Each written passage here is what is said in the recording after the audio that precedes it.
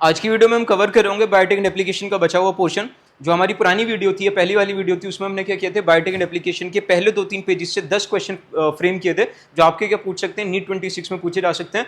उसके अलावा अगर हम इस पोर्शन की बात करते हैं तो इसमें जो बचा हुआ पोर्शन है वहां से हम क्या करेंगे, लगभग 15 क्वेश्चन के राउंड क्या करेंगे, फ्रेम करेंगे। कंटिन्यू करने से मैं क्या करना चाहता हूँ, एक चीज आपको क्लियर करना चाहता हूँ कि मेरी इंटेंशन ये नहीं है कि मैं आपको हर चैप्टर से क्या करूँ, लगभग 200-300 क्वेश्चन फ्रेम कराऊं और फिर वहां से अगर 1-2 क्वेश्चन फंस जाए तो मैं आपसे कहूँ कि भाई मैंने जो पढ़ा है वहीं से आया। बल्कि मैं क्या चाह रहा हूँ कि अगर बड़े से बड़ा चैप्टर है, हैवी वेटेज वाला चैप्टर भी है बायोलॉजी का, तो वहां से हम मैक्सिमम 50-60 क्वेश्चन फ्रेम करें और वो मैं क्वेश्चन आपको बताऊं। और अगर वहां से क्वेश्चन फंस जाते हैं तो it's a win win situation, और अगर क्वेश्चन नहीं भी आते हैं तो भाई 50-60 क्वेश्चन ही तो प्रैक्टिस किए। ठीक है, तो हम क्या करते हैं, शुरू करते हैं। सबसे पहले हम जो शुरुआत करेंगे वो कहां से करेंगे, बायोटेक्नोलॉजिकल एप्लीकेशन इन मेडिसिन की। मेडिसिन में जो बायोटेक्नोलॉजिकल एप्लीकेशन होती है, बायोटेक्नोलॉजिकल प्रोसेसेस होते हैं, उनकी क्या एप्लीकेशन होती है। तो इस इंट्रोडक्शन से क्या होता है, एक दो आपको क्या इंपॉर्टेंट डेटा जिस पर कभी क्वेश्चन नहीं पूछा गया लेकिन जिसको आप याद कर सकते हो कि वर्ल्ड वाइड अगर आप बात करते हो तो हमने 30 रिकॉम्बिनेंट थेरेप्यूटिक्स बना लिए हैं और उनमें से क्या होते हैं आपके 12 जो होते हैं करंटली मार्केटेड होते हैं कहां पे, इंडिया में। एक और क्वेश्चन यहां से बहुत शानदार बन सकता है, असर्शन रीजन, जिसको 99.999% नहीं फ्रेम कर पाएंगे। और वो क्या है कि जो रिकॉम्बिनेंट थेरेप्यूटिक ड्रग्स जो होते हैं वो क्या करते हैं, इम्यूनोलॉजिकल रिस्पॉन्स क्या करते हैं, आपका इंड्यूस नहीं करते। इसका रीजन जो दिया हुआ है वो कहां पे दिया हुआ है, कहां पे दिया हुआ है, समरी में दिया हुआ है। और ये क्वेश्चन मैंने क्या किया है, आपको एक एनसीईआरटी हिडन लाइन करके वीडियो बनाई है, उसमें आपको मिल जाएगा। तो वो क्वेश्चन मैं आपको यहाँ पे नहीं करा रहा हूँ। ठीक है, इसका आंसर आपको समरी में मैं एक बार बता दूंगा। फिर हम क्या करते हैं, अगले टॉपिक पे हम बढ़ते हैं, जिसको हम क्या बोलते हैं, जेनेटिकली इंजीनियर्ड इंसुलिन। मतलब इंसुलिन एक ऐसा प्रोटीन है जिसको सबसे पहले जेनेटिकली इंजीनियर करके बनाया गया था। यहाँ पे क्या है, यहाँ पे 2025 में एनटीए ने क्वेश्चन पूछ लिया है, तो बहुत रेयर चांसेस हैं कि जेनेटिकली इंजीनियर्ड इंसुलिन से एनटीए जो है वो आपको दोबारा क्वेश्चन पूछेगा। और क्वेश्चन भी कहां से पूछा था कि एनसीईआरटी ने क्या किया हुआ है, आपसे एक सवाल पूछा हुआ है, सवाल का जवाब नहीं दिया हुआ है। ठीक है, मतलब एक क्वेश्चन किया है आपने एनसीईआरटी ने आपसे, और फिर एनसीईआरटी ने उसका जवाब नहीं दिया, आप पे छोड़ दिया कि आप इसका आंसर बताओ। वो क्या है कि अगर आप क्या करते हो, डायबिटिक पेशेंट्स को इंसुलिन जो है वो ओरली देते हो तो उसका एंड रिजल्ट क्या होगा। तो ये इन्होंने पूछ लिया था नीट 2025 में, और उसका आंसर क्या था कि भाई जो आपका इंसुलिन होता है वो क्या होता है, एक प्रोटीन होता है, जब आप उसको ओरली लेते हो तो आपके स्टमक में जाके क्या होता है, डाइजेस्ट हो जाता है। तो हम क्या करते हैं, बहुत रेयर चांस होता है कि हम इंसुलिन जो होते हैं ओरली देते हैं, किसको, डायबिटिक पेशेंट्स को। बाकी और क्या लाइन से, और क्या हिडन लाइन से जहां से क्या हो सकता है, आपको क्वेश्चन पूछे जा सकते हैं नीट 2026 में। वो क्या है कि यहाँ पे एनसीईआरटी ने एक और क्वेश्चन पूछा हुआ है कि अगर क्या हम करते हैं कि ह्यूमंस के अलावा अदर एनिमल से क्या करते हैं, हम इंसुलिन को क्या करते हैं, सेपरेट करते हैं, तो क्या वो इफेक्टिव होगा ह्यूमन इंसुलिन की तरह। तो इसका जवाब जो है वो क्या दे रखा है एनसीईआरटी ने, नीचे वाले पैराग्राफ में दे रखा है कि जब आप क्या करते हो, ह्यूमंस के अलावा अदर एनिमल से क्या करते हो, इंसुलिन एक्सट्रैक्ट करते हो, तो वहां पे क्या होता है, हमारी बॉडी जो होती है वो क्या कर सकती है, अनवांटेड इम्यूनोलॉजिकल रिस्पांस क्या कर सकती है, इंड्यूस कर सकती है। तो बहुत रेयर चांसेस होता है कि हम क्या करेंगे, ह्यूमंस के अलावा किसी और सोर्स से आपका क्या करते हैं, इंसुलिन लेते हैं। हालांकि पहले हम क्या लेते थे, पेनक्रियास से लेते थे। किसकी पेनक्रियास से लेते थे, स्लोटेड कैटल या फिर पिग्स से। ठीक है, लेकिन यहां से क्वेश्चन आना क्या है, रेयर है। फिर इन्होंने क्या बताया हुआ है कि हम क्या करते हैं, अब बायोटेक्नोलॉजी का इस्तेमाल करके हम क्या करते हैं, बैक्टीरिया का इस्तेमाल करते हैं, और बैक्टीरिया का यूज करके हम क्या करते हैं सर, इंसुलिन बनाते हैं। और वो जो बैक्टीरिया जो है वो कौन सा, आपका ई कोलाई है। कौन सा है सर, आपका ई कोलाई बैक्टीरिया है। तो मैं क्या कर रहा हूं, मैं जो 2026 के लिए क्या कर रहा हूं, बेट कर रहा हूं, वो इस लाइन पे क्या कर रहा हूं, आपका बेट कर रहा हूं कि यहाँ पे हमें क्या बताया हुआ है कि असल में इंसुलिन के स्ट्रक्चर में क्या होती है, आपकी 3 पॉलीपेप्टाइड्स होती हैं, ए होती है, बी होती है, सी होती है, और मैच्योर में क्या होती है, सी एब्सेंट होती है। तो हमने जो ई कोलाई में क्या किया था, चेन्स बनाई थी, चेन ए और बी सेपरेटली बनाई थी, उनको बाहर निकाला था, फिर उनको कंबाइन कर दिया था। तो यहां से क्या हो सकता है, यहां से एक बहुत अच्छा क्वेश्चन हो सकता है, ये मेरा क्या है, टॉप क्वेश्चन है। ठीक है, और ये जो क्वेश्चन जो है इसके आने के चांसेस क्या है, बहुत ज्यादा। अगर एनटीए क्या करता है, थोड़ा सा अनकन्वेंशनल जाता है। क्वेश्चन आपसे क्या कह रहा है कि why did Eli Lilly develop human insulin in E coli by synthesizing A and B chains separately. तो सबसे पहले तो ये कि सबसे पहले कौन सी कंपनी है जिसने क्या किया था, इंसुलिन को आपका डेवलप किया था या फिर प्रोड्यूस किया था, तो एली लिली था। किस बैक्टीरिया का इस्तेमाल किया गया था, ई कोलाई का इस्तेमाल किया गया था। और ई कोलाई में हमने क्या किया था, दोनों चेन्स को एक साथ नहीं बनाया था, बल्कि ए चेन को अलग बनाया था, बी चेन को अलग बनाया था, और फिर उनको एक्सट्रैक्ट करके क्या किया था, बाद में कंबाइन किया था। तो यहीं से एक क्वेश्चन पूछा जा सकता है कि ऐसा हमने क्यों किया था, कि मतलब हमने क्या किया था, ए बी सी चेन साथ में क्यों नहीं बनाई थी और फिर इसको प्रोसेस क्यों नहीं किया था। तो आपसे क्वेश्चन क्या कह रहा है कि why did Eli Lilly develop human insulin E coli by synthesizing A and B chain separately. तो इसका आपका क्या हो जाएगा, जवाब क्या हो जाएगा कि E coli can not form disulphide bonds, E. coli cannot process pro-insulin to remove C-peptide. Human insulin genes cannot be inserted together. इसका जो आपको जवाब मिलेगा वो कहाँ से मिलेगा, मोलिकुलर बेसिस ऑफ इनहेरिटेंस में दिया हुआ है। कहाँ पे दिया हुआ है, मोलिकुलर बेसिस ऑफ इनहेरिटेंस में दिया हुआ है कि जो आपके बैक्टीरियाज जो होते हैं उनमें एक प्रोसेस की क्या होती है, एब्सेंस होती है, और वो क्या होता है, पोस्ट ट्रांसलेशनल प्रोसेसेस, मतलब जो बैक्टीरियाज जो होते हैं उनमें क्या होता है, ट्रांसलेशन के बाद वाले जो प्रोसेसेस होते हैं वो इफेक्टिवली नहीं होते। तो इसका जो सही जवाब क्या हो जाएगा कि ई कोलाई जो है वो क्या है, वो आपका प्रो इंसुलिन को क्या कर सकता है, वो प्रोसेस नहीं कर सकता और वो सी पेप्टाइड रिमूव नहीं कर सकता। तो इसलिए आपको क्या करना पड़ेगा, ए पेप्टाइड अलग से बनानी पड़ेगी, बी अलग से बनानी पड़ेगी, उनको बाहर निकाल के आप उनमें डाइसल्फाइड बॉन्ड बना दोगे तो आपको क्या मिल जाएगा, ह्यूमन इंसुलिन मिल जाएगा। लेकिन ई कोलाई के सेल के अंदर ये काम नहीं हो सकता जो ह्यूमन सेल के अंदर हो जाता है, क्योंकि वहां पे क्या होता है, वहां पे पोस्ट ट्रांसलेशनल प्रोसेसेस क्या होते हैं, आपके एब्सेंट होते हैं। ठीक है, तो ये क्वेश्चन का आंसर क्या हो जाएगा कि ई कोलाई जो होता है वो प्रो इंसुलिन को प्रोसेस नहीं कर पाता, प्रो इंसुलिन को इंसुलिन में कन्वर्ट नहीं कर पाता, यानी वो सी पेप्टाइड रिमूव नहीं कर पाता। अगला क्वेश्चन ये बहुत प्यारा क्वेश्चन है और इसको 90.99% बच्चे जो हैं वो क्या करेंगे, वो गलत करके आएंगे, क्योंकि लिंक करके ये क्वेश्चन पूछा गया है। और लिंक किसको किया है, बायोटेक को किया, और उसके अलावा क्या किया है, कोडोन को किया, जेनेटिक कोड को, क्या आपका जेनेटिक कोड को। एक बार आप क्या करें, क्वेश्चन देखें और खुद अटेम्प्ट करने की कोशिश करें। अगर क्या है, आप क्या कर सकते हो, एक स्ट्रेटेजी या फिर एक अप्रोच और ले सकते हो इस वीडियो को देखने का, और वो क्या है कि जब भी मैं क्या करूं, आपकी स्लाइड पे कोई क्वेश्चन आए तो आप उसको पोस्ट करके एक बार क्या करो, खुद अटेम्प्ट करो और उसके बाद उसका सोल्यूशन देख लो। ठीक है, तो आपसे क्वेश्चन क्या पूछ रहा है कि production of human protein bacteria using genetic engineering is possible because, मतलब हमारा जो इंसुलिन है, हमारे अंदर जो इंसुलिन बन सकता है, उसी जैसे इंसुलिन हम कहां पे बना सकते हैं, बैक्टीरियाज के अंदर बना सकते हैं। तो क्यों बना सकते हैं, ये पॉसिबल क्यों है। ठीक है, तो हम ऑप्शन देख लेते हैं कि जो ह्यूमन क्रोमोसोम है वो क्या कर सकता है, रेप्लिकेट कर सकता है बैक्टीरिया के सेल में, बिल्कुल नहीं कर सकता। ह्यूमन क्रोमोसोम जो है वो बैक्टीरिया के अंदर रेप्लिकेट नहीं कर सकता। The mechanism of gene regulation is identical in humans and bacteria. अगर आपने क्या पढ़ा होगा, मॉलिक्यूलर बेसिस ऑफ इनहेरिटेंस पढ़ा होगा, तो ये जो आपका क्या है ऑप्शन है, ये भी क्या आपका गलत है। Bacterial cells can carry out RNA splicing reaction, ये तो अभी मैंने आपको बताया ही है कि वहां पे क्या होता है, पोस्ट ट्रांसलेशनल प्रोसेसेस नहीं होते हैं। तो सही जवाब क्या हो जाएगा, जेनेटिक कोड इज यूनिवर्सल, क्योंकि क्या होता है, जेनेटिक कोड क्या होता है, यूनिवर्सल होता है। जो कोडोन बैक्टीरिया में जिस अमीनो एसिड के लिए कोड कर रहा होगा, वही कोडोन जो होगा ह्यूमंस में भी क्या कर रहा होगा, उसी अमीनो एसिड के लिए क्या कर रहा होगा, कोड कर रहा होगा। तो सिर्फ आपको वो सीक्वेंस चाहिए, वो डीएनए सीक्वेंस चाहिए जो क्या कर सकती है, ह्यूमन इंसुलिन के लिए कोड कर सकती है। फिर उसी डीएनए सीक्वेंस को लेकर आप क्या डाल दोगे, ई कोलाई के अंदर डाल दोगे, तो ई कोलाई क्या कर देगा, आपको ऐसा ही प्रोटीन बना के दे देगा। इसीलिए क्या होता है, ये पॉसिबल होता है कि हम क्या कर सकते हैं, ह्यूमन इंसुलिन को कहां पे बना सकते हैं, बैक्टीरिया में बना सकते हैं। ठीक है, तो अगर आप ये कहते हो कि ई कोलाई के अंदर हम क्या कर सकते हैं सर, ई कोलाई के अंदर हम क्या कर सकते हैं, ह्यूमन प्रोटीन बना सकते हैं, ह्यूमन इंसुलिन बना सकते हैं, तो वो किस फिनोमिना पे बेस्ड है, वो बेस्ड है कि जेनेटिक कोड जो होता है वो यूनिवर्सल होता है। जो कोडोन बैक्टीरिया में जिस अमीनो एसिड के लिए कोड कर रहा होगा, वही कोडोन ह्यूमंस में भी उसी अमीनो एसिड के लिए क्या करेगा, कोड करेगा। तो ह्यूमिलिन जो होता है ना, human insulin which is also called Humulin, वो क्या होता है, वो आपका पॉसिबल होता है कहां पे, ई कोलाई में बनाने का। ये बहुत प्यारा क्वेश्चन है और अनकन्वेंशनल क्वेश्चन से अगर एनटीए एक स्टेप आगे जाता है तो ये क्वेश्चन वो पूछ सकता है, लेकिन नहीं पूछेगा। ठीक है, फिर अगर क्या होता है, वो ट्रेडिशनल क्वेश्चन पूछता है, चीजों को रिपीट करता है, जो उसने 2022-23 में पूछा हुआ है। अगर उन्हीं चीजों को रिपीट करता है तो सबसे प्रोबेबल क्वेश्चन जो पूछा जाता है वो पूछा जाता है आपका कहां पे, इंसुलिन स्ट्रक्चर पे। किस पे सर, इंसुलिन स्ट्रक्चर पे। ठीक है, इंसुलिन स्ट्रक्चर पे पूछ सकता है। और एनटीए जो है आजकल क्या कर रहा है कि आपको एक ही पॉइंट से 4 नंबर नहीं देता है, वो क्या करता है, एक पैराग्राफ से, एक चैप्टर से क्या करता है, स्टेटमेंट बनाता है, और वो कहता है कि भाई 4 स्टेटमेंट बताओ, मतलब आपकी नॉलेज चेक करता है और फिर आपको 4 नंबर देता है। तो अगर क्या होता है, वो जेनेटिक इंसुलिन से क्या करता है, आपका एक कॉमन क्वेश्चन बनाता है, जिस पैटर्न पे वो क्वेश्चन पूछता हुआ आ रहा है। तो स्टेटमेंट टाइप क्वेश्चन आपका पूछा जा सकता है, जो किस पे बेस्ड होगा, इंसुलिन के स्ट्रक्चर पे बेस्ड होगा, ह्यूमन इंसुलिन के स्ट्रक्चर पे बेस्ड होगा। तो एक बार क्वेश्चन देख लेते हैं कि which of the following statement is are incorrect. ठीक है, तो सबसे पहले तो आप इसको हाईलाइट कर लो कि आपसे क्या पूछ रहा है, इनकरेक्ट स्टेटमेंट पूछ रहा है रिगार्डिंग जेनेटिकली इंजीनियर्ड इंसुलिन। तो सबसे पहली स्टेटमेंट हम देख लेते हैं कि प्रो इंसुलिन जो होता है उसमें क्या होता है, एक एक्स्ट्रा स्ट्रेच होता है जिसको हम सी पेप्टाइड बोलते हैं, जो क्या होता है, मैच्योर इंसुलिन में क्या होता है, आपका एब्सेंट होता है। तो यहाँ पे हमें बताया हुआ है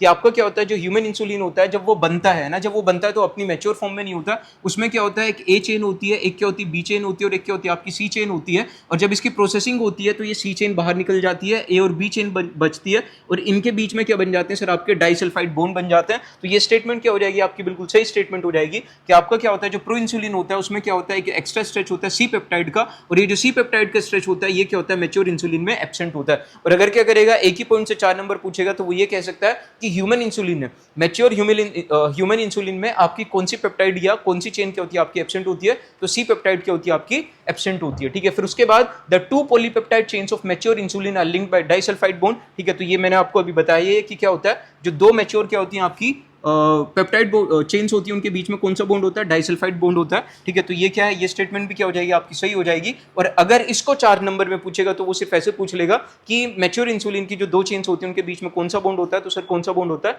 डाइसल्फाइड बॉन्ड होता है। लेकिन बहुत रेयर चांसेस हैं कि एक पॉइंट से वो आपको 4 नंबर देने का चाहेगा, ठीक है। फिर उसके बाद chains A and B of insulin were synthesized separately in E. coli and later combined to form insulin identical to the human insulin। ये क्वेश्चन हमने किया ही है कि E. coli में हमने क्या किया था, चेन A और चेन B को क्या किया था, सेपरेटली क्या किया था, सिंथेसाइज किया था, फिर उनको एक्सट्रैक्ट किया था, सेपरेट किया था और बाद में बाहर क्या किया था, उनको कंबाइन किया था। तो वहां से आपको क्या मिल गया था, ह्यूमन इंसुलिन मिल गया था, ठीक है। तो ये क्यों किया गया था, क्योंकि जो E. coli होता है वहां पे क्या होता है, पोस्ट ट्रांसलेशनल प्रोसेसेस क्या होते हैं आपके एब्सेंट होते हैं। तो ये स्टेटमेंट भी क्या हो जाएगी आपकी सही हो जाएगी।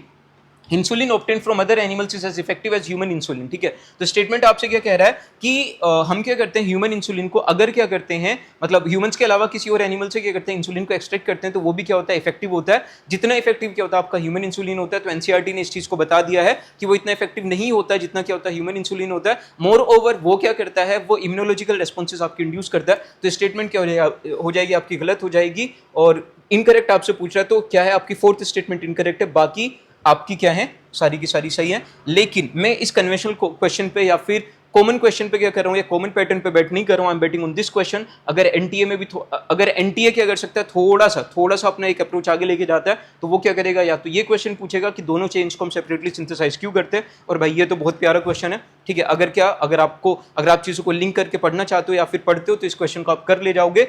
और ये जो है, ये क्वेश्चन जो फ्रेम किया हुआ है, ये असल में एम्स में आया हुआ है। कब आया हुआ है सर, एम्स में आया हुआ है। और एम्स की जो क्या होती है, एग्जामिनर बॉडी होती है, मैं उस पर फिदा हूं बिल्कुल। क्यों फिदा हूं, क्योंकि वो क्या करता है, वो एनटीए की तरह सड़क छापी नहीं दिखाता है ना, कि अगर उसको क्या करना है, पेपर टफ बनाना है, तो वो क्या करेगा, चलो भाई बाहर से क्या कर दो, एनसीईआरटी के बाहर से क्वेश्चन डाल दो। एम्स क्या कहता है कि हम क्या करेंगे, एनसीईआरटी से ही फ्रेम क्वेश्चन करेंगे और हम क्या करेंगे, आपका आईक्यू चेक करेंगे। तो एनटीए और एम्स की जो एग्जामिनर बॉडी है वो उनमें जमीन आसमान का फर्क है, ठीक है। फिर हम वापस आते हैं कहां पे, अगले टॉपिक पे, अपने जीन थेरेपी पे। किस पे आते हैं सर, जीन थेरेपी।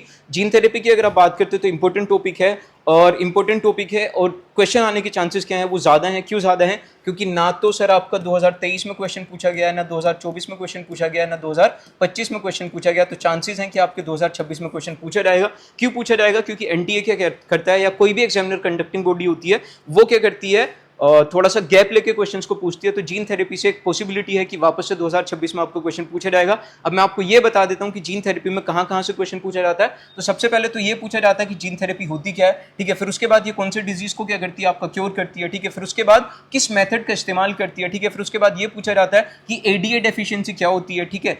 किस मतलब एडीए डेफिशिएंसी जो होती है वो हमारी बॉडी के कौन से ऑर्गन को क्या करती है, कौन से सिस्टम को क्या करती है, अफेक्ट करती है, ठीक है। फिर उसके बाद क्या पूछा जाता है कि इसके टेम्पोररी क्योर्स क्या हैं, और उसके बाद ये पूछा जाता है कि उसके परमानेंट क्योर्स क्या हैं। फिर उसके बाद ये पूछा जाता है कि आपका कौन सा वेक्टर हम क्या करते हैं, इस्तेमाल करते हैं। तो ये सारे पॉइंट्स मैंने आपको बता दिए जहां से क्या किया जाता है, आपका क्वेश्चन पूछा जाता है। क्वेश्चन यहाँ पे जो पूछे गए हैं वो कॉमन क्वेश्चन पूछे गए हैं। अभी तक जो है एक क्वेश्चन या एक अप्रोच एनटीए ने चेक नहीं किया है बच्चों का, और वो क्या है, comparison between the temporary cures and between the permanent cure. तो मैं जो बेट कर रहा हूं 2026 के लिए, वो ये है कि एनटीए क्या पूछ सकता है, एनटीए टेम्पोररी क्योर को और परमानेंट क्योर को क्या कर सकता है, आपका कंपेयर कर सकता है। और ये पूछ सकता है कि अगर आपको क्या करना है, एडीए डेफिशिएंसी को, एडिनोसाइन डीएमएनाइज डेफिशिएंसी को परमानेंटली क्योर करना है, तो आप कौन सा मेथड इस्तेमाल कर सकते हो। तो मैं क्या कर रहा हूं सर, मैं इस क्वेश्चन पे बैठ कर रहा हूं, which is saying the genetic defect adenosine ADA deficiency में बी क्योर्ड परमानेंटली बाय। तो अगर आपको क्या करना है, एडीए डेफिशिएंसी को परमानेंटली क्योर करना है, तो आप क्या करो सर, आप क्या करो कि आप नॉर्मल बोन मैरो सेल से क्या निकालो, जीन निकालो जिसका क्या हो, जिसकी नॉर्मल फंक्शनिंग हो, और उस जीन को आप कहां पे पहुंचा दो, सेल्स में पहुंचा दो। किसकी सेल्स में पहुंचा दो, जिस बच्चे को जेनेटिक डिसऑर्डर हो, लेकिन किस स्टेज में, एम्ब्रियोनिक स्टेज में। और एम्ब्रियोनिक स्टेज में जाके क्या होगा, ये जो जीन जो होगा ये क्या कर लेगा, नॉर्मल जीन को एक तरीके से उसके फंक्शंस को क्या कर लेगा, ओवरपावर कर लेगा, ठीक है, उसको रिप्लेस कर लेगा। और यहां से क्या हो सकता है कि आपकी जो एडीए डेफिशिएंसी होती है वो क्या हो सकती है, परमानेंटली क्योर हो सकती है, जो आपने एनसीईआरटी ने यहां पे बताया हुआ है कि अगर आपको क्या करना है, परमानेंटली क्योर करना है, तो आप क्या लो, जीन लो, आइसोलेट करो उसको, कहां से, नॉर्मल बोन मैरो सेल से। जो क्या कर रहा हो, आपका नॉर्मल एडीए बना रहा हो, उसको कहां पे कर दो, सेल्स में इंट्रोड्यूस कर दो। किसकी सेल्स में इंट्रोड्यूस कर दो, उस बच्चे की सेल में इंट्रोड्यूस कर दो जिसमें जेनेटिक डिसऑर्डर हो, लेकिन किस स्टेज में करना पड़ेगा, एम्ब्रियोनिक स्टेज में करना पड़ेगा। जब आप उसको एम्ब्रियोनिक स्टेज में यहाँ पे इंसर्ट करोगे तो वो क्या हो सकता है, आपका परमानेंट क्योर हो सकता है। तो this question is a high probability question, और ये ऐसा क्वेश्चन है जिसको बच्चे क्या कर पाएंगे, रिलेट नहीं कर पाएंगे। तो I am betting on this question कि 26 में अगर एनटीए अच्छा क्वेश्चन पूछेगा तो यहां से पूछ सकता है, ठीक है। फिर उसके अलावा सेकंड मोस्ट इंपोर्टेंट क्वेश्चन जो यहां से पूछा जा सकता है वो ये है सर कि कभी कभी क्या होता है, मतलब इस चैप्टर में क्या हुआ है, एनसीईआरटी ने क्या किया हुआ है कि कुछ चीजें जो दी हुई है कहां पे दी हुई है, मेन टेक्स्ट में दी हुई है, और फिर उनका लिंक जो है मतलब कुछ बची हुई इंफॉर्मेशन समरी में दी हुई है। तो अगर आप देखोगे तो यहां पे एक लाइन दी हुई है कि जीन थेरेपी जो होता है वो क्या होता है, कलेक्शन ऑफ मेथड्स होता है।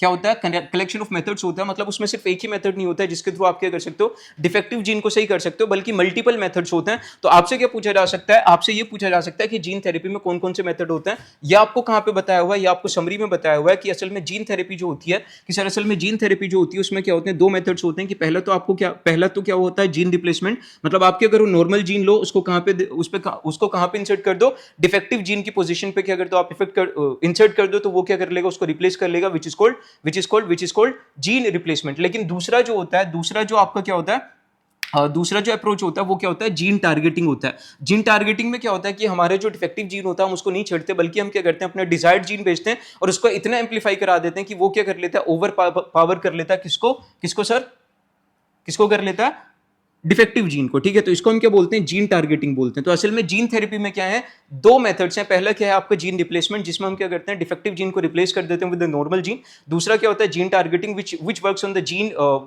Principle of the gene amplification, जहां पे हम क्या करते हैं, जो आपका करेक्टिव जीन होता है उसको इतना एम्प्लीफाई करा देते हैं कि वो डिफेक्टिव जीन की पोजीशन को क्या कर लेता है, एक तरीके से, या फिर उसके इफेक्ट को ओवर पावर कर लेता है। तो gene therapy is a collection of methods which include, तो जीन थेरेपी क्या है, एक कलेक्शन ऑफ मेथड्स है जिसमें क्या क्या आता है, जीन रिप्लेसमेंट आता है जो मोस्ट कॉमन अप्रोच होता है, जिसमें हम क्या करते हैं, नॉर्मल जीन को रिप्लेस, डिफेक्टिव जीन को रिप्लेस करा देते हैं विद द नॉर्मल जीन। दूसरा जो होता है वो क्या होता है, gene targeting involving gene amplification of the desired gene, ठीक है। तो ये भी सही है, ये भी सही है। और तीसरा कि हम इसमें मेथड क्या इस्तेमाल करते हैं, कि हम क्या करते हैं, डिजायर्ड जीन को क्या भेजते हैं, अपने होस्ट सेल में भेजते हैं जहां पे डिफेक्टिव जीन क्या होता है आपका, क्या होता है सर, प्रेजेंट होता है। और इसके लिए हम क्या करते हैं, सुटेबल वायरल वेक्टर्स इस्तेमाल करते हैं। कौन से, सुटेबल वायरल वेक्टर्स इस्तेमाल करते हैं। और इन वायरल वेक्टर्स में भी क्या होता है आपका, सबसे इंपॉर्टेंट जो होता है, सबसे प्रीडोमिनेंट जो आपका वेक्टर होता है वो क्या होता है, रेट्रोवायरल वेक्टर होता है, जो मैंने आपको बताया हुआ कि यहां से अभी तक क्वेश्चन नहीं पूछा है। तो रेट्रोवायरल वेक्टर पे आपको स्टेटमेंट में बना के भी क्या कर सकता है, वो आपका क्वेश्चन पूछ सकता है, या फिर 4 नंबर में सेपरेटली भी पूछ सकता है कि वो कौन से वेक्टर्स होते हैं जो क्या करते हैं, जीन थेरेपी में एज अ वेक्टर क्या करते हैं, आपके एक्ट करते हैं। तो these are retroviral vectors. Retroviral vectors आपको पता ही है क्या, वो जिनमें क्या देखने को मिले, वो वायरस जिनमें क्या देखने को मिला, आपका रिवर्स ट्रांसक्रिप्टेज देखने को मिले, जो रिवर्स ट्रांसक्रिप्शन कर पाए, जैसा आपका HIV वायरस है ना, एग्जाम्पल है, लेकिन HIV का इस्तेमाल नहीं होता है ना। इसमें जो मोस्ट कॉमन है वायरल वेक्टर जो मैं इस्तेमाल कर लेता हूँ, आपका एडिनो वायरस होता है। तो gene therapy is a collection of method which include all of this, ठीक है। तो पहला क्वेश्चन जिस पे मैं बैठ कर रहा हूँ कि वो क्या कर सकता है, परमानेंट क्योर को टेम्पोररी क्योर को क्या कर सकता है, कंपेयर कर सकता है, जो अभी तक उसने नहीं किया है, ठीक है। फिर उसके अलावा वो क्या पूछ सकता है, वो ये पूछ सकता है कि जीन थेरेपी एक सिंगल स्टेप प्रोसेस नहीं है, उसमें क्या कलेक्शन ऑफ मेथड है, तो मेथड आपके कौन कौन से हैं। फिर अगर एक जनरलाइज्ड क्वेश्चन पूछता है, जो आपको कॉमन अप्रोच आया हुआ है कि 4 स्टेटमेंट देगा, वहां से पूछ लेगा भाई कौन सी स्टेटमेंट क्या आपकी सही है, कौन सी स्टेटमेंट आपकी गलत है। तो यहाँ पे अगर वो क्वेश्चन पूछेगा तो पर्टिकुलरली जीन थेरेपी पे नहीं पूछेगा, किस पे पूछेगा, एडिनोसाइन डीएमाइनाइज्ड ADA डेफिशिएंसी पे पूछेगा, ठीक है। तो सबसे पहले मैंने क्या कहा कि जीन थेरेपी की डेफिनेशन हमें पता होनी चाहिए, वहां से क्वेश्चन आपको पूछा गया है एक बार, ठीक है, कि जीन थेरेपी क्या होता है। जीन थेरेपी एक जेनेटिक इंजीनियरिंग टेक्निक होती है, जिससे हम क्या करते हैं, हेरिडिटरी डिजीज को क्या करते हैं सर, ट्रीट करते हैं। किस लेवल पे करते हैं, मोलिकुलर लेवल पे करते हैं, ये टर्मिनोलॉजी आपकी इंपॉर्टेंट है। और किस स्टेज में करते हैं, एम्ब्रियोनिक स्टेज में करते हैं। तो जीन थेरेपी क्या होती है, कैसी जेनेटिक इंजीनियरिंग टेक्निक होती है जिसका इस्तेमाल करके हम हेरिडिटरी डिजीज को ट्रीट करते हैं, ठीक है, मोलिकुलर लेवल पे करते हैं, ये इंपॉर्टेंट है, और एम्ब्रियोनिक स्टेज में करते हैं, ठीक है। फिर उसके बाद ये क्वेश्चन जो है आपका 4 नंबर में अलग से भी पूछा गया, लेकिन एनटीए ने ये पैटर्न छोड़ दिया है। वो क्या करता है कि भाई अगर आपको 4 नंबर लेने तो आप 4 स्टेटमेंट पढ़ो, उनमें बताओ कि सही गलत क्या है। तो बहुत रेयर चांसेस है कि आपसे ये पूछेगा 4 नंबर में कि ADA डेफिशिएंसी जो है वो कौन से सिस्टम को क्या करती है, आपका इफेक्ट करती है। लेकिन हमें पता होना चाहिए कि जो ADA डेफिशिएंसी है वो क्या है, वो dysfunction of the immune system को क्या करती है, कोज करती है ना। उसके अलावा एंजाइम रिप्लेसमेंट थियरी, ये वही फिर मैं बता रहा हूं कि कौन से परमानेंट क्योर्स हैं और कौन से टेम्पोररी क्योर्स हैं। तो enzyme replacement therapy in which functional ADA is injected can completely cure the patient. तो अगर आप किसकी बात करते हो, जो आपका जेनेटिक इंजीनियरिंग होता है, उसके अलावा हम किसका इस्तेमाल कर सकते हैं, एंजाइम रिप्लेसमेंट थेरेपी का भी इस्तेमाल कर सकते हैं, जिसमें हम क्या करते हैं, नॉर्मल ADA एंजाइम कहां पे इंजेक्ट कर देते हैं, बोन मैरो सेल्स में इंजेक्ट कर देते हैं। लेकिन सर एनसीईआरटी कहती है कि कंप्लीट क्योर नहीं होते हैं, ठीक है। ये ADA डेफिशिएंसी को कंप्लीटली क्योर नहीं कर सकते, कहाँ पे लिखा हुआ है, ये लिखा हुआ है। But the problem with both of these approaches that they are not completely curative, ठीक है। तो ये जो स्टेटमेंट होगी वो आपकी गलत हो जाएगी कि एंजाइम रिप्लेसमेंट थेरेपी आप क्योर तो कर सकते हैं लेकिन परमानेंटली क्योर नहीं कर सकते। चौथी स्टेटमेंट देखिए कि in some children ADA deficiency can be cured by the bone marrow transplantation. Bone marrow transplantation भी एक अलग टेक्निक है जिसका इस्तेमाल करके आप एडीए डेफिशिएंसी को क्या कर सकते हो, क्योर कर सकते हो, क्योर कर सकते हो, क्योर कर सकते हो तो सही है, परमानेंटली क्योर नहीं कर सकते हो। अगर यहाँ पे टर्मिनोलॉजी क्या होती, परमानेंट क्योर होती, तो ये स्टेटमेंट भी क्या हो जाती, गलत हो जाती। लेकिन यहाँ पे परमानेंटली क्योर नहीं बोल रहा है, सिर्फ क्या बोल रहा है, क्योर्ड बोल रहा है, तो ये स्टेटमेंट क्या हो जाएगी, आपकी सही हो जाएगी, ठीक है। परमानेंटली क्योर और क्योर करने में क्या होता है, डिफरेंस होता है, ठीक है। तो आपका क्या हो जाएगा, आपसे पूछ रहा है इनकरेक्ट स्टेटमेंट, है ना, आपको ये पता होना चाहिए कि आपसे इनकरेक्ट पूछ रहा है कि करेक्ट पूछ रहा है, ठीक है। तो आपका क्या हो जाएगा, कौन से स्टेटमेंट इनकरेक्ट है, सिर्फ तीसरी गलत है, बाकी सब सही है। तो ये 3 क्वेश्चन है जो जीन थेरेपी से पूछे जा सकते हैं। क्वेश्चन पूछा जा सकता है, क्यों पूछा जा सकता है, जैसे मैंने आपको बताया कि 2023, 24, 25 तीनों साल एक भी क्वेश्चन नहीं पूछा गया, इंसुलिन से पूछ लिया गया, तो हो सकता है कि इंसुलिन से आपका क्वेश्चन कहां पे शिफ्ट हो जाए, आपका जीन थेरेपी पे शिफ्ट हो जाए। और अगर इंसुलिन से भी पूछेगा तो वो क्वेश्चन मैंने आपको बता ही दिया, बहुत रेयर चांसेस है कि यहां से कोई भी क्वेश्चन आपका क्या जाएगा, बाहर जाएगा, ठीक है। और अगर बाहर चला भी गया तो 3 ही क्वेश्चन तो प्रैक्टिस करना है यार, ठीक है। फिर अगली चीज, अगला जो टॉपिक आता है वो क्या था, आपका मोलिकुलर डायग्नोसिस आता है। मोलिकुलर डायग्नोसिस आता है, यहां से भी चांसेस हैं कि आपको क्वेश्चन पूछा जाएगा, क्योंकि लास्ट क्वेश्चन जो है आपका पूछा गया था 2022 में। 2022 में यहां से लास्ट क्वेश्चन पूछा गया था। अब मैं आपको वो पॉइंट्स बता देता हूं जहां से इस पैराग्राफ से क्या होते हैं आपके क्वेश्चन पूछे जाते हैं। सबसे कॉमन क्वेश्चन पूछा जाता है कि अगर आपको क्या करना है, अर्ली डायग्नोसिस करना है डिजीजेस का, तो उसके लिए कौन कौन सी टेक्निक आप इस्तेमाल करते हो। कि सर हम रिकॉम्बिनेंट डीएनए टेक्नोलॉजी का इस्तेमाल करते हैं, पीसीआर का इस्तेमाल करते हैं और एलिसा का इस्तेमाल करते हैं, ठीक है। फिर यहाँ पे हमें बताया गया कि पीसीआर किस प्रिंसिपल पे काम करता है, ठीक है। जो आपका क्या होता है, डीएनए प्रोब हाइब्रिडाइजेशन होता है, वो किस प्रिंसिपल पे काम करता है। एलिसा जो है वो क्या करता है, किस प्रिंसिपल पे काम करता है। इसके लिए इसमें जो 26 पे मैं बैठ कर रहा हूं वो ये कि एनटीए ने क्या किया है, अभी तक तीनों को कंपेयर नहीं किया। यहां पे अगर आप देखोगे तो यहां पे पीसीआर की बात की गई है, यहां पे डीएनए प्रोब की बात की गई है, यहां पे एलिसा की बात की गई है, यहां पे किसकी बात की गई है, एलिसा की बात की गई है, ठीक है। लेकिन जो आपका क्या है एनटीए है उसने तीनों को कंपेयर नहीं किया है। तो 26 में वो क्या कर सकता है, ऐसा क्वेश्चन फ्रेम कर सकता है जिसमें तीनों को कंपेयर किया हुआ। कंपेयर कहां से करेगा कि अगर आप किसकी बात करते हो सर, अगर आप किसकी बात करते हो, पीसीआर की बात करते हो, तो पीसीआर जो होता है वो क्या होता है, एक ऐसा मेथड होता है जो क्या कर लेता है, डिजीज को तब डिटेक्ट कर लेता है जब उसके सिम्टम्स नहीं आए हुए होते हैं। और पीसीआर जो होता है वो किस पे काम करता है, वो जीन एम्प्लीफिकेशन पे काम करता है, ठीक है। फिर उसके बाद डीएनए प्रोब वाली जो टेक्निक होती है जिसमें हम क्या करते हैं, एक नॉर्मल सीक्वेंस वाला क्या लेते हैं, आपका जीन लेते हैं, कॉम्प्लीमेंट्री जीन लेते हैं, उसको रेडियोएक्टिव बनाते हैं, उसको क्या करते हैं हम सस्पेक्टेड सेल में डालते हैं। तो अगर क्या होगा, नॉर्मल जीन होगा तो वो क्या कर लेगा सर, आपका कॉम्प्लीमेंट्री मतलब क्या हो जाएगा, उनके बीच में क्या हो जाएगा, कॉम्प्लीमेंट्री के बेसिस पे क्या हो जाएगा, उनका हाइब्रिडाइजेशन हो जाएगा। और अगर हाइब्रिडाइजेशन हो जाएगा तो वो कहां पे आ जाएंगे, आपके ऑटो रेडियोग्राफी में वो डिटेक्ट हो जाएंगे। लेकिन अगर क्या है, होस्ट सेल में या फिर एक्सपेक्टेड जो सेल है जिसमें हम क्या करना चाह रहे हैं, डिजीज को क्या करना चाह रहे हैं, डिटेक्ट करना चाह रहे हैं, अगर वहां पर म्यूटेटेड जीन है तो म्यूटेटेड जीन के साथ क्या होगा, ये कॉम्प्लीमेंट्री डीएनए जो होगा वो क्या करेगा, आपका हाइब्रिडाइज नहीं करेगा। जब हाइब्रिडाइज नहीं करेगा तो फोटोग्राफिक फिल्म पे नहीं आएगा। ये प्रिंसिपल होता है जिसके ऊपर क्या करता है, आपका डीएनए प्रोब हाइब्रिडाइजेशन काम करता है। फिर एलिसा जो है वो क्या करता है, वो एंटीजन एंटीबॉडी इंटरेक्शन पे क्या करता है, किस प्रिंसिपल पे काम करता है, एंटीजन एंटीबॉडी इंटरेक्शन पे काम करता है। मतलब ये क्या करता है, ये डिजीज को तब डिटेक्ट करता है जब हमारी बॉडी में क्या होता है, एंटीबॉडीज बनने लगती हैं, मतलब जब कोई ना कोई इम्यून रिस्पॉन्स आने लगता है। तो अगर मैं किसकी बात करता हूं, अगर मैं सबसे अच्छे क्वेश्चन की बात करता हूं, प्यारे क्वेश्चन की बात करता हूं, ठीक है, जो यहां से कंपेरिजन के बेसिस पे आ सकता है, तो आपका जो एनटीए जो है वो क्वेश्चन पूछ सकता है कि which of the following techniques can detect a genetic disorders before the onset of symptoms। मतलब सिम्टम्स आने से पहले अगर आपको क्या करना है, डिजीज को डिटेक्ट करना है, तो उसके लिए आप कौन सी टेक्निक का इस्तेमाल करोगे। तो मैं क्या बता रहा हूं सर, मैं क्या बता रहा हूं कि एलिसा जो है वो इम्यून रेस्पॉन्स पे डिपेंड होता है। जब आपका डिजीज मतलब अर्ली सिम्टम्स आने लगते हैं, एंटीबॉडीज बन जाती हैं, तब एलिसा क्या कर पाता है, आपको डिटेक्ट कर पाता है, उससे पहले डिटेक्ट नहीं कर पाता। लेकिन पीसीआर जो जीन एम्प्लीफिकेशन पे काम करता है और डीएनए प्रोब हाइब्रिडाइजेशन जो होता है, जो कॉम्प्लीमेंटरिटी ऑफ द डीएनए पे काम करता है, ये क्या कर सकते हैं, सिम्टम्स के आने से पहले ही डिजीज को डिटेक्ट कर सकते हैं। तो सही आंसर क्या हो जाएगा आपका, बोथ 2 और 3। प्यारा क्वेश्चन है, अच्छा क्वेश्चन है। एनटी अगर अच्छे क्वेश्चन बनाना चाहता है, ठीक है, तो वो यहां से क्वेश्चन बना सकता है। क्लियर है सर, ठीक है। फिर ये भी बहुत प्यारा क्वेश्चन है। प्यारा क्यों क्वेश्चन है, क्योंकि इसको क्या करेंगे, आपके 95% बच्चे इसमें सिली मिस्टेक करके आ रहेंगे। क्यों, क्योंकि जब क्या होगा, जब बच्चा इस क्वेश्चन को पढ़ेगा तो उसका दिमाग जाएगा कहां पे, ह्यूमन हेल्थ एंड डिजीज पे। जब वो ह्यूमन हेल्थ एंड डिजीज पे उसने क्या पढ़ा होगा, एचआईवी के बारे में पढ़ा होगा। और एचआईवी के बारे में ये पढ़ा होगा कि अगर आपको क्या करना है, एचआईवी को डायग्नोज करना है तो आप कौन सी टेक्निक का या फिर कौन से प्रोसेस का इस्तेमाल करोगे। तो हम सब ने पढ़ा होगा कि आपका एलिसा। लेकिन आप क्वेश्चन की लैंग्वेज देखो, ये कह रहा है कि which of the following techniques would be most suitable for detecting HIV at an early stage. At an early stage, this is the key word. और यहां से क्या होगा, आपका क्वेश्चन का सोल्यूशन आपका चेंज हो जाएगा। ये कह रहे हैं कि एचआईवी को अगर आपको अर्ली स्टेज में क्या करना है, डिटेक्ट करना है, तो आप कौन सी टेक्निक का इस्तेमाल करोगे। अभी मैंने क्या बताया कि एलिसा जो होता है वो इम्यून रेस्पॉन्स पे क्या होता है, आपका बेस्ड होता है। जब इम्यून रेस्पॉन्स आने लगता है, ठीक है, और जब एंटीबॉडीज बनने लगती हैं, जब कुछ सिम्टम्स आने लगते हैं, वो तब डिटेक्ट करता है। लेकिन पीसीआर जो होता है या फिर आपका क्या होता है, डीएनए प्रोब हाइब्रिडाइजेशन वाला जो मेथड होता है, वो सिम्टम्स आने से ही पहले क्या कर सकता है, उसको डिटेक्ट कर सकता है। तो अगर आपको अर्ली डिटेक्शन करना है तो उसके लिए आप एलिसा का इस्तेमाल नहीं करोगे, उसके लिए आप पीसीआर का इस्तेमाल करोगे। इस क्वेश्चन में इसलिए मिस्टेक कर देंगे बच्चे, क्योंकि कॉन्सेप्ट जो होगा वो क्या होगा, आधे बच्चों को पता ही नहीं होगा। ठीक है, फिर प्रायोरिटी 1 सर, ठीक है, यहां से प्रायोरिटी 1, ठीक है, सेकंड, ठीक है, और उसके बाद तीसरा क्वेश्चन अगर पूछा जाएगा तो यहां से बहुत टाइम हो गया है ना, लगभग 2019 में ये क्वेश्चन पूछा गया था, किस पे, आपका डीएनए प्रोब टेक्निक पे।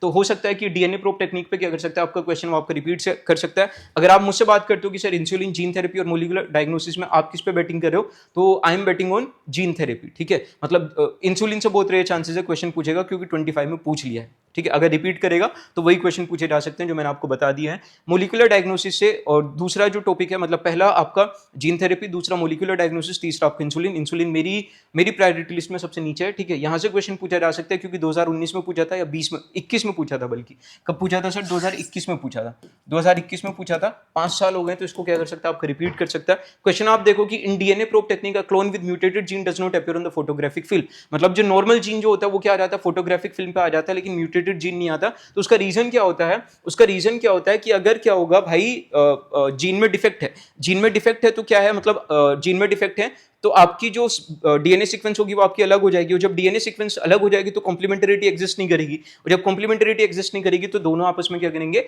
हाइब्रिडाइज नहीं करेंगे। मतलब आपने जो प्रोब लिया था, जिसको आपने क्या किया था, रेडियो एक्टिव बनाया था, वो क्या करेगा, due to lack of complementarity की वजह से क्या करेगा, आपका क्या करेगा सर, हाइब्रिडाइज नहीं करेगा। जब वो हाइब्रिडाइज नहीं करेगा तो रेडियो एक्टिव है, तो ऑटो रेडियो बायोग्राफी पे वो आपका आएगा नहीं। ठीक है, मतलब म्यूटेटेड जीन जो होगा वो कहां पे नहीं आएगा, म्यूटेटेड जीन आपका कहां पे नहीं आएगा सर, वो आपका फोटोग्राफिक फिल्म पे नहीं आएगा, due to the lack of complementarity. ठीक है, ये क्वेश्चन भी अच्छा है और पूछा जा सकता है।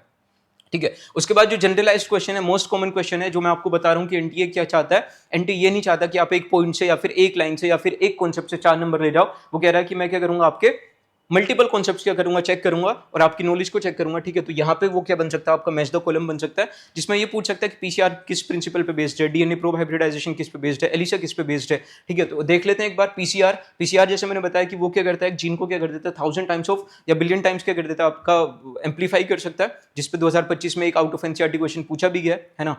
अगर एनटीए चाहते तो वो क्या कर सकता था, पीसीआरसी क्या कर सकता था, अच्छे क्वेश्चन कर सकता था, जिनका लिंक आपको एनसीईआरटी में मिल जाता है। लेकिन खैर, पीसीआर की अगर आप बात करते हो, पीसीआर किस पे बेस्ड होता है, एम्पलीफिकेशन ऑफ डीएनए पे बेस्ड होता है। ठीक है, फिर उसके बाद एलिसा की अगर आप बात करते हो, तो जैसे मैंने आपको बताया कि एलिसा जो होता है वो क्या होता है, एंटीजन एंटीबॉडी इंटरेक्शन पे क्या होता है, आपका बेस्ड होता है। मतलब एंटीजन एंटीबॉडी अगर आपके क्या कर रहे हैं, इंटरेक्ट कर रहे हैं, तो मतलब इम्यून रिस्पॉन्स आएगा, तो क्या हो जाएगा, 2 का C हो जाएगा।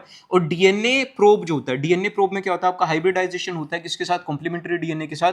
ह्यूमन इंसुलिन, या जिसको आप क्या बोल सकते हो सर, ह्यूमिलिन भी बोल सकते हो। क्या बोल सकते हैं, ह्यूमिलिन भी बोल सकते हो। अगर एग्जामिनर क्या करता है, ह्यूमन इंसुलिन की जगह ह्यूमिलिन वर्ड इस्तेमाल कर लेते हो, तो आपको कंफ्यूजन नहीं होना, आपको पता होना चाहिए कि it's talking about human insulin. ठीक है, तो ह्यूमन इंसुलिन कहां पे बनता है सर, आपका कहां पे बनता है, आपका सर ई कोलाई में बनता है। तो 4 का D सब में है। ठीक है, 3 का A, 1 का B, 1 का B, 1 का B, 1 का B 2 में है। ठीक है, 1 का B, 2 का क्या है, 2 का C है, 1 का B, 2 का C, तो क्या हो जाएगा, आपका ऑप्शन नंबर A हो जाएगा। ठीक है, ऑप्शन नंबर A हो जाएगा। ये आपको पता ही होगा ना कि मैच द कॉलम में आप क्या कर सकते हो, एलिमिनेशन मेथड कर सकते हो, आपको 4 ऑप्शंस पढ़ने की जरूरत नहीं होती है। ठीक है, फिर moving on to the next topic, transgenic animals. ये ऐसा टॉपिक होता है जहाँ जिस तक आते आते बच्चे भी क्या होते हैं, आपके पैसिवली पढ़ने लगते हैं, वो चीज़ एक्टिवली नहीं पढ़ते, और वो कहीं ना कहीं तक आपका जस्टिफाइड भी है, क्योंकि यहाँ से क्वेश्चन पूछे हुए जो जमाना हो गया। लास्ट क्वेश्चन जो पूछा गया था वो लगभग 2018 में पूछा गया था। 2019 में एक क्वेश्चन पूछा गया उड़ीसा वाले पेपर में, 2019 वाले नहीं, वो एथिकल इश्यूज से पूछा गया, यहाँ से नहीं पूछा गया। 2018, 16 इस तरीके से क्वेश्चन पूछे गए। मैं आपको बता देता हूँ कि यहाँ से कौन कौन से इंपॉर्टेंट लाइंस हैं जो आपकी क्या है, जिनसे आपका एनटीए क्वेश्चन पूछ सकता है। तो सबसे पहले तो यही पता होना चाहिए कि जो ट्रांसजेनिक एनिमल्स होते हैं उनका कौन सा जेनेटिक मटेरियल जो होता है मैनिपुलेटेड होता है, डीएनए मैनिपुलेटेड होता है। ऐसे एनिमल्स जिनका डीएनए मैनिपुलेटेड होता है उनको हम क्या बोलते हैं, ट्रांसजेनिक एनिमल्स बोलते हैं। दूसरी इंपॉर्टेंट लाइन जो है वो ये है कि जितने भी आपके क्या ट्रांसजेनिक एनिमल्स हैं, majority of them are mice. 95% of all existing transgenic animals are mice. यहां से कोई क्वेश्चन नहीं पूछा जाएगा, यहां से कोई क्वेश्चन नहीं पूछा जाएगा। अगर क्वेश्चन पूछा जाएगा तो वो बायोलॉजिकल प्रोडक्ट से पूछा जाएगा। यहां पे मैं आपको बता दूं कौन कौन सी लाइंस आपकी इंपॉर्टेंट है। सबसे पहले ये कि वो कौन सा ह्यूमन प्रोटीन है जो एम्फाइसीमा को क्या कर सकता है, आपका क्योर कर सकता है, दैट इज अल्फा 1 एंटीट्रिप्सिन। ठीक है, फिर उसके बाद रोजी जो है वो क्या करता है, रोजी जो काव जो थी, जो ट्रांसजेनिक काव थी, जो 1997 में बनी थी, उसका मिल्क जो होता है वो क्या होता है, किस में रिच होता है, फैट में रिच होता है, ठीक है, कोलेस्ट्रॉल में रिच होता है या प्रोटीन में रिच होता है। तो वो क्या होता है, आपका प्रोटीन में रिच होता है। लेवल डेटा आपसे नहीं पूछेगा, बहुत बहुत रेयर चांसेस हैं। और आपसे ये पूछ लेगा कि आपका रोजी का जो मिल्क जो होता है वो कौन से ह्यूमन प्रोटीन में क्या होता है, आपका रिच होता है। तो वो किस में होता है, अल्फा लेक्टलब्यूमिन में होता है। ठीक है, उसके अलावा वैक्सीन सेफ्टी से आपका क्वेश्चन नहीं पूछेगा। ठीक है, केमिकल सेफ्टी टेस्टिंग से क्या हो सकता है, आपका क्वेश्चन पूछ सकता है। और अगर पूछेगा तो रेयर चांसेस हैं वैसे तो, अगर पूछेगा तो यहाँ से क्लासिकल असर्शन रीजन आपका बन सकता है, जो मैं आपको अभी फ्रेम नहीं करा रहा हूँ, सिर्फ ऐसे ही बता रहा हूँ कि आपके क्या होते हैं जो ट्रांसजेनिक एनिमल्स होते हैं, ट्रांसजेनिक एनिमल्स कहाँ गया, कि ट्रांसजेनिक एनिमल्स का इस्तेमाल हम क्या करते हैं, केमिकल सेफ्टी टेस्टिंग में करते हैं, वो असर्शन हो जाएगा। और रीजन क्या हो जाएगा सर, रीजन क्या हो जाएगा कि जो ट्रांसजेनिक एनिमल्स होते हैं वो क्या होते हैं, ज्यादा सेंसिटिव होते हैं to the toxic substances than non transgenic animals, इसलिए हम उनका क्या करते हैं, केमिकल सेफ्टी टेस्टिंग में क्या करते हैं, इस्तेमाल करते हैं। यहां से इस लाइन पे क्वेश्चन पूछा जा सकता है, आपको ये पता होना चाहिए कि ट्रांसजेनिक एनिमल्स का कौन सा जेनेटिक मटेरियल मैनिपुलेटेड होता है, डीएनए मैनिपुलेटेड होता है, ये पॉइंट आपको पता होना चाहिए। कौन सा प्रोटीन, कौन सा ह्यूमन प्रोटीन होता है जिसका इस्तेमाल करके आप एम्फाइसीमा को क्या कर सकते हो, ट्रीट कर सकते हो। फिर रोजी का जो मिल्क होता है वो कैसा होता है, प्रोटीन रिच होता है। ठीक है, और कौन सा प्रोटीन होता है, अल्फा लेक्टलब्यूमिन। और ये वाली लाइन जिसको बच्चे ओवरलुक कर देंगे, पढ़ते ही नहीं है ना, क्या कि जो आपका क्या होता है, जो आपका ये रोजी का जो मिल्क है ये क्या होता है, एक बैलेंस्ड प्रोडक्ट है, ज्यादा बैलेंस्ड प्रोडक्ट है किसके लिए, ह्यूमन बेबीज के लिए than the natural cow milk. मतलब अगर आपको नेचुरल काउ मिल्क चाहिए और क्या चाहिए, आपका रोजी का मिल्क चाहिए, तो उसमें से रोजी का जो मिल्क है वो क्या आपका मोर बैलेंस्ड डाइट है, किसके लिए, बेबीज के लिए। क्वेश्चन कहां गए यहाँ के, शिट।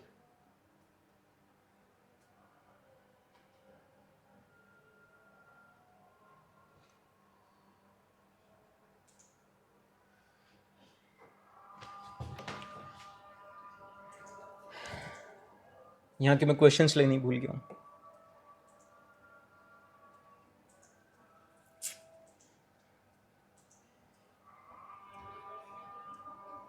खैर चलिए, वो क्या है, जो अगली वीडियो होगी उसमें मैं क्या करूंगा, मैं वो पहले क्वेश्चन करा दूंगा 3-4। ठीक है, मैं आपको बता देता हूँ कि यहाँ से कौन कौन से क्वेश्चन आपके पूछे जा सकते हैं।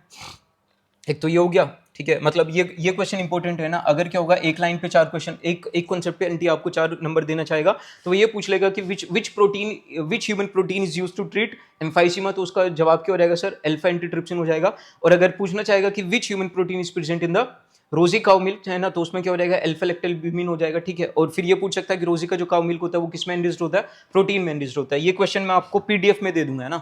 मैं क्या करूंगा, ये लगभग 10 हमने पहले कवर किए थे, 15 ये हो गए, तो कितने हो गए आपके 25 क्वेश्चन हो गए। इसकी पीडीएफ का लिंक जो है मैं आपको कहाँ पे दे दूंगा, डिस्क्रिप्शन में दे दूंगा। ठीक है, मैं आपको बाकी बता रहा हूँ कि क्वेश्चन कहाँ से पूछा जा सकता है। ठीक है, वो क्वेश्चन जो है मैं पैनल पे लेना भूल गया हूँ, और अभी मेरा फोन रिकॉर्डिंग पे लगा हुआ है, तो मैं अभी वो ले भी नहीं सकता हूँ। ठीक है, तो यहाँ से आपका पूछ लेगा कि जो आपके क्या होते हैं, आपके ट्रांसजेनिक एनिमल्स होते हैं उनका डीएनए मैनिपुलेटेड होता है, और majority of the transgenic animals जो उनमें आपका कौन है, आपका माइस है। फिर यहाँ से असर्शन रीजन यहाँ से पूछा जा सकता है, लेकिन बहुत रेयर चांस है। ठीक है, फिर उसके बाद एथिकल इश्यूज में मैं आपको बता दूं कि सबसे प्रीडोमिनेंटली जो आपको क्वेश्चन पूछा गया है वो ये पूछा गया है कि वो कौन सी ऑर्गेनाइजेशन है जो मेक श्योर करती है कि आपके जो ट्रांसजेनिक एनिमल्स जो हैं, ट्रांसजेनिक क्रोप्स जो हैं, उनका जो इस्तेमाल हो रहा है मार्केट में वो आपका सही हो रहा है कि नहीं हो रहा है। तो आपको याद रखना है कि वो कौन सी होती है, GEAC होती है, which is genetic engineering approval committee. ठीक है, ये क्या करती है, इंडियन गवर्नमेंट के अंडर काम करती है, और इसका काम ये होता है कि ये क्या करती है, वैलिडिटी को क्या करती है, आपका ऑफ जीएम रिसर्च को क्या करती है, वैलिडेट करती है। ठीक है, ऑथोराइज करती है introducing GM organism for the public services. ठीक है, यहां से क्वेश्चन आपको पूछा गया, कब पूछा गया सर, 2016 में पूछा गया, 2013 में पूछा गया, है ना। तो अगर क्या होगा, इस पैराग्राफ से आपका क्वेश्चन बनाएगा तो सीधा सीधा आपसे पूछ लेगा कि वो इंडियन गवर्नमेंट बॉडी कौन सी है जो क्या करती है, ट्रांसजेनिक क्रोप्स को लेकर या ट्रांसजेनिक एनिमल्स को क्या करती है, आपको ऑथोराइज करती है। तो it's GEAC, genetic engineering approval committee. फिर यहां से क्या है, यहाँ से बायोपायरेसी पे क्या दिया हुआ, आपको पॉइंट दिया हुआ है। अगर आप किसकी बात करते हो, बायोपायरेसी की बात करते हो, if you talk about biopiracy, तो बायोपायरेसी क्या होती है कि कुछ मल्टीनेशनल कंपनीज क्या करती हैं, मतलब से फॉर एग्जांपल हमारी इंडिया की क्या है, कोई नेटिव क्रॉप है और कुछ मल्टीनेशनल कंपनीज आती हैं, वो क्या कर लेती हैं, उनको क्या कर लेती हैं, पेटेंट ले लेती हैं उनका, और फिर उनको क्या करती हैं, मार्केट में ऐसे इंट्रोड्यूस करती हैं जैसे उनकी डिस्कवरी उन्होंने की हो, ठीक है। तो जो बायोपायरेसी का जो क्लासिकल केस हमें देखने को मिलता है इंडिया में, वो किसके साथ हुआ था, वो बासमती राइस के साथ हुआ, जिसको किसने क्या किया था, एक अमेरिकन कंपनी थी, उसने क्या ले लिया था, उसको यूएस पेटेंट ले लिया था, फिर उसको मार्केट में ऐसे उतारा था कि जैसे वो क्या आपकी यूएस की न्यूली डिस्कवर्ड आपकी वैरायटी हो, ठीक है। तो आपसे ये पूछा जाता है कि वो कौन सी क्रॉप थी जिसको लेकर क्या हुआ था, आपका क्या हुआ था, इंडियन पेटेंट बिल क्या हुआ था, Indian patent bill, Indian patent bill Indian government ने क्या किया था, आपका रिलीज किया था, है ना, या फिर फॉर्म किया था। तो इंडियन पेटेंट बिल जो था वो किसके साथ डील करने के लिए क्या मार्केट में आया था, वो आपका बायोपायरेसी को डील करने के लिए आया था, ठीक है। और बायोपायरेसी का जो क्लासिकल आपका क्या है, आपका एग्जांपल है, वो क्या आपका बासमती राइस है। ये क्वेश्चन आपको पीडीएफ में मिल जाएंगे, पीडीएफ का लिंक मैं आपको डिस्क्रिप्शन में दे दूंगा, और अगर आप चाहेंगे मुझे कमेंट में एक बार बता देना, तो मैं इनको अगली वीडियो में क्या करूंगा, जब अगले चैप्टर की वीडियो बनाएंगे तो उसमें डिस्कस कर लेंगे, ठीक है। ये एक थोड़ा सा मेरे दिमाग से स्लिप हो गया जब मैं क्या कर रहा था, यहाँ पे क्वेश्चन ट्रांसफर कर रहा था, तो कुछ स्लाइड्स जो हैं वो 3-4 स्लाइड्स नहीं आए। समरी की अगर आप बात करते हो तो यहाँ पे समरी में क्या है, 2-3 पॉइंट्स मैंने आपको बता दिए हैं कि जीन थेरेपी को लेके क्या अलग बात की गई है, ठीक है। मतलब एक नया वर्ड इंट्रोड्यूस किया गया है समरी में, जिसको हम क्या बोल रहे हैं, जीन टारगेटिंग बोल रहे हैं। और जो मैं आपको बता रहा था असर्शन रीजन क्वेश्चन कहाँ से, इंट्रोडक्शन से, जो मैं आपको असर्शन रीजन क्वेश्चन बता रहा था कि जो रिकॉम्बिनेंट थेरेप्यूटिक ड्रग्स होते हैं वो अनवांटेड इम्यूनोलॉजिकल रेस्पॉन्सेज क्या करते हैं, इंड्यूस नहीं करते। क्यों नहीं करते, ये असर्शन हो जाएगा, और उसका जो रीजन जो होगा वो क्या हो जाएगा, वो आपका हो जाएगा कि असल में जो रिकॉम्बिनेंट थेरेप्यूटिक ड्रग्स होते हैं या जो रिकॉम्बिनेंट थेरेप्यूटिक्स होते हैं, they are identical to human proteins, इसीलिए ये क्या करते हैं, ये अनवांटेड इम्यूनोलॉजिकल रिस्पॉन्स आपके इंड्यूस नहीं करते। यहां से क्लासिकल असर्शन रीजन आपका बन सकता है, ठीक है, अगर एनटीए को इस पॉइंट का पता होगा, ठीक है। तो ये क्या था सर, आपका बायोटेक आपका पूरा हो गया। यहाँ से मैंने आपको 25 क्वेश्चन आपको बता दिए हैं, मतलब 12 क्वेश्चन मैंने आपको यहाँ पे करा दिए, 3 क्वेश्चन हो रहे हैं वो मैं आपको पीडीएफ में प्रोवाइड करा दूंगा। कहाँ पे प्रोवाइड करा दूंगा सर, बल्कि 5 क्वेश्चन है ना, 5 क्वेश्चन, 2 कहाँ से, 2 आपके ट्रांसजेनिक एनिमल्स हैं और 3 क्वेश्चन जो हैं वो आपके एथिकल इश्यूज से हैं। ये पांचों क्वेश्चन आपको क्या मिल जाएंगे, पीडीएफ में मिल जाएंगे। पीडीएफ का लिंक मैं आपको डिस्क्रिप्शन में दे दूंगा, वेबसाइट पे जाके आप उसको डाउनलोड कर लीजिएगा। बाकी कमेंट सेक्शन में मुझे बताइएगा कि ये सीरीज आपको कैसी लग रही है, क्वेश्चन आपको कैसे लग रहे हैं, कॉन्फिडेंस आपको बिल्ड हो रहा है कि नहीं हो रहा है। और यहाँ से इस सीरीज से आपके लिए क्या हो रहे हैं, 2 फायदे हो रहे हैं। पहला, आपका क्विक रिवीजन हो जा रहा है ना, क्योंकि मैं आपको सारे पॉइंट्स बता रहा हूँ, इंपॉर्टेंट पॉइंट्स बता रहा हूँ, और उसके अलावा जो क्वेश्चन आपके फ्रेम हो सकते हैं। तो मेरी आपसे दरखास्त है कि आप नीट में जाने से मतलब एग्जाम से लगभग 1 हफ्ते पहले ये सारी पीडीएफ जो है उनको रिवाइज करके जाएंगे, और चांसेस हैं कि कुछ क्वेश्चंस आपके फंसेंगे, और नहीं भी फंसेंगे तो सर थोड़े सी तो क्वेश्चन है ना। मैं आपको 200-300 क्वेश्चन फ्रेम नहीं करा रहा हूँ, है ना, एक चैप्टर से 200 क्वेश्चन, 300 क्वेश्चन। भाई अगर मैं 300 क्वेश्चन कराऊंगा तो वहां से कुछ ना कुछ तो आएगा ना। तो एक्यूरेसी तो तब होती है ना कि जब आप 20-25 क्वेश्चन करो और वहां से कुछ फंस जाए, ठीक है। बाकी कमेंट सेक्शन में बताइए कि किन चैप्टर्स को पहले कवर करना है, किन चैप्टर्स को बाद में कवर करना है। दूसरी चीज आपकी सपोर्ट ये चाहिए कि आप क्या करें, अगर वीडियो पे हाइप का ऑप्शन अवेलेबल है तो उसको हाइप कर दें, और अगर हाइप का ऑप्शन अवेलेबल नहीं है तो आप उसको अपने फ्रेंड्स के साथ जो ड्रॉपर हैं और जिनका नीट करीब है, ठीक है, नीट के लिए क्या कर रहे हैं, वो अपना स्कोर बूस्ट करना चाह रहे हैं तो उनके साथ शेयर कर दीजिए। बाकी नमाज पढ़ते रहिए, पूजा पाठ करते रहिए, और मुझे अपनी दुआ में याद रखिए। Thank you.